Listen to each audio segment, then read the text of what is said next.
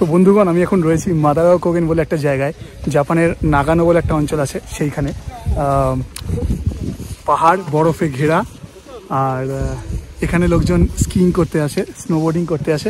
দেখতেই পাচ্ছ চারদিকে ট্যুরিস্টের ভিড়।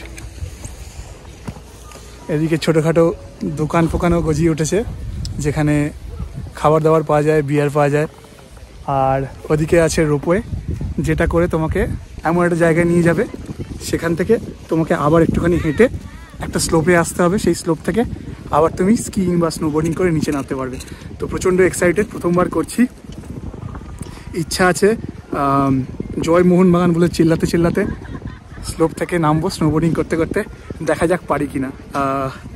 এখানে দেখিয়ে দিই, এই আমার স্নোবোর্ডিং গিয়ার।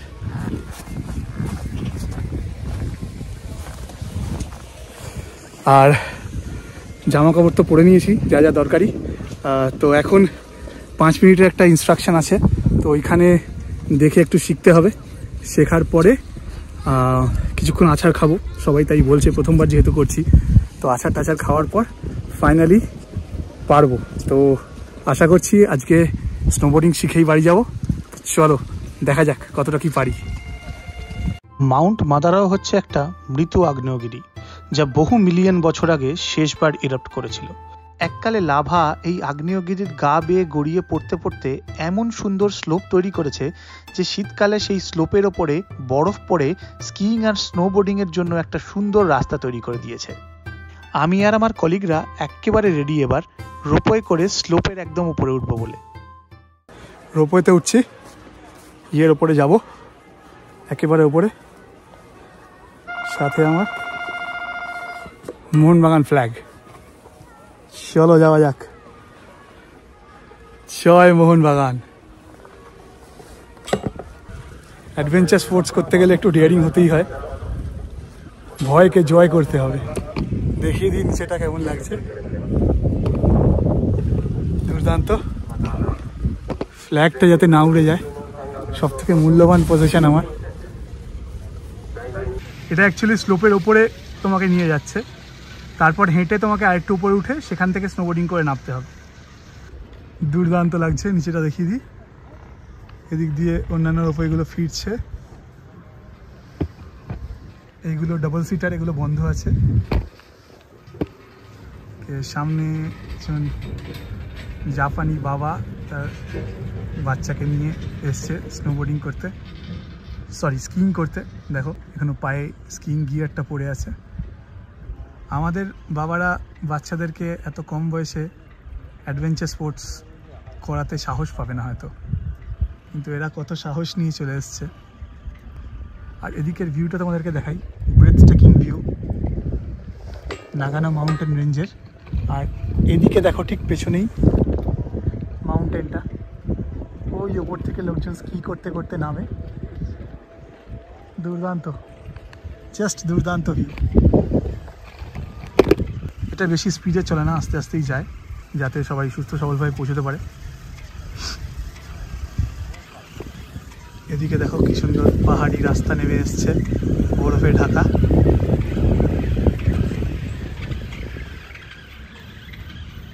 দুর্দান্ত অনুভূতি, দুর্দান্ত।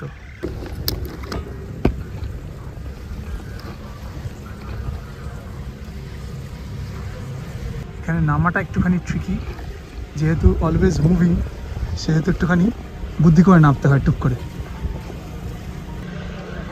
চলো পৌঁছে গেছি, আবার এখান থেকে শুরু হবে যাত্রা নিচে নামায়।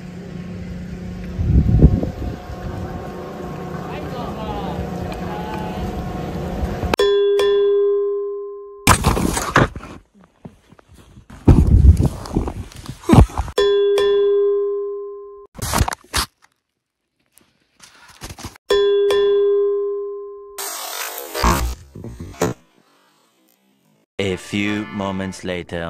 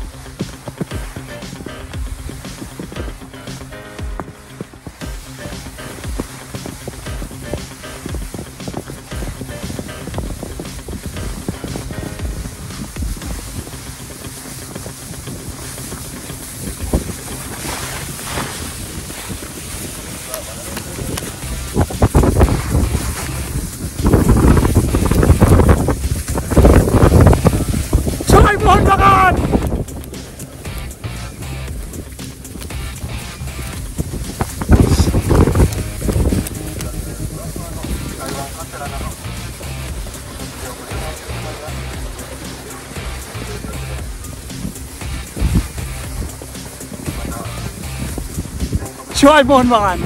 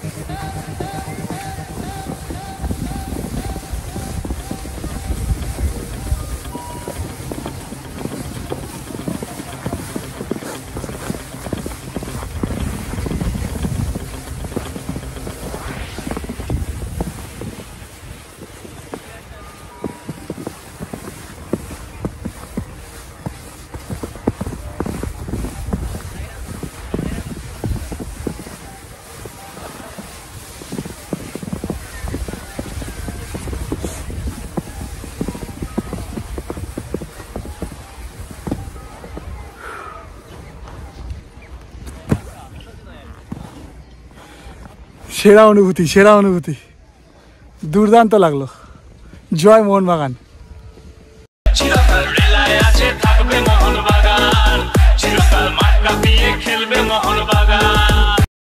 তো ফাইনালি স্নোবোর্ডিং শেষ করলাম, এই বোর্ড নিয়ে ফিরছি। পাহাড়কে শেষবার দেখে নিই।